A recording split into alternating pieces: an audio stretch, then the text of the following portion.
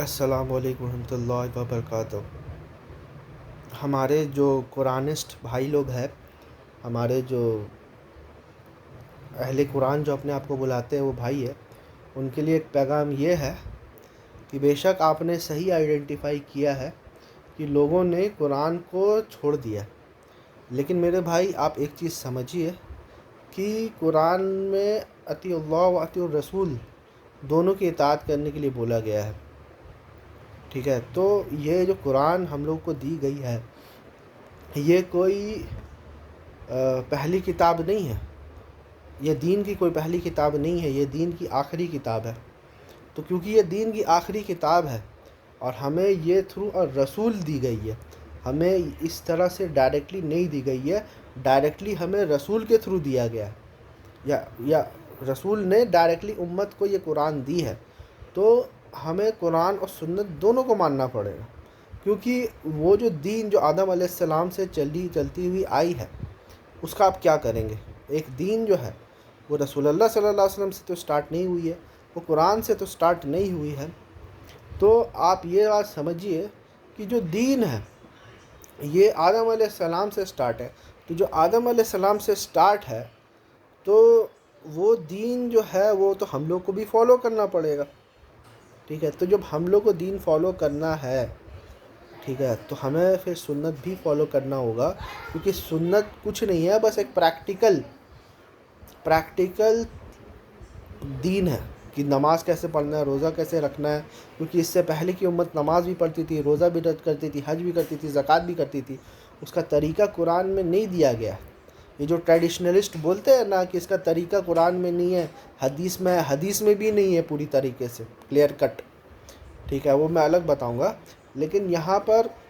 سمجھنے والی بات ہے کہ یہ جو نماز، روزہ، حج، زکوٰۃ یہ پہلے سے چلی ہوئی آئی ہے، تو وہ پہلے سے لوگ اس کو عمل کر رہے ہیں،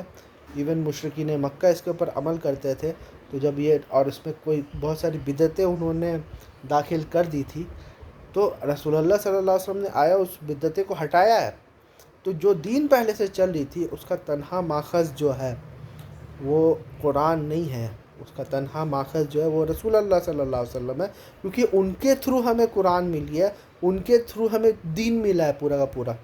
آپ اس کو سنت نہیں بول کے پریکٹیکل دین بھی کہہ سکتے ہیں، ٹھیک ہے؟ تو کیونکہ رسول اللہ صلی اللہ علیہ وسلم کے ذریعے ہمیں دین ملا ہے، ہمیں پریکٹیکل دین ملا ہے، تو ہمیں قرآن اور سنت دونوں کو فالو کرنا پڑے گا۔ میں یہ نہیں کہہ رہا ہوں کہ آپ قرآن اور حدیث فالو کیجئے، اور حدیث سے بھی ریلیٹڈ جو ہے آپ یہ بات سمجھیے کہ کوئی بھی چیز اگر قرآن سے نہیں ٹکراتی ہے تو اس کو ریجیکٹ کرنے کا ریزن کیا ہے؟ میں بولتا ہوں کہ حدیث ایک ہسٹوریکل ریکارڈ ہے، تو اس کو کمپلیٹلی ریجیکٹ کرنے کی ضرورت کیا ہے؟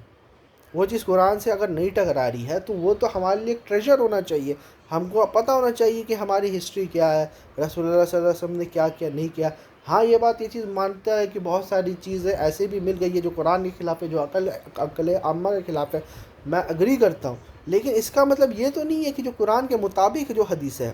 جو عقل عامہ سے ملتی جلتی حدیث ہے، جو اسوہ حسنہ رسول اللہ صلی اللہ علیہ وسلم کا ہے، اس کو بھی ہم لوگ ریجیکٹ کر دیں۔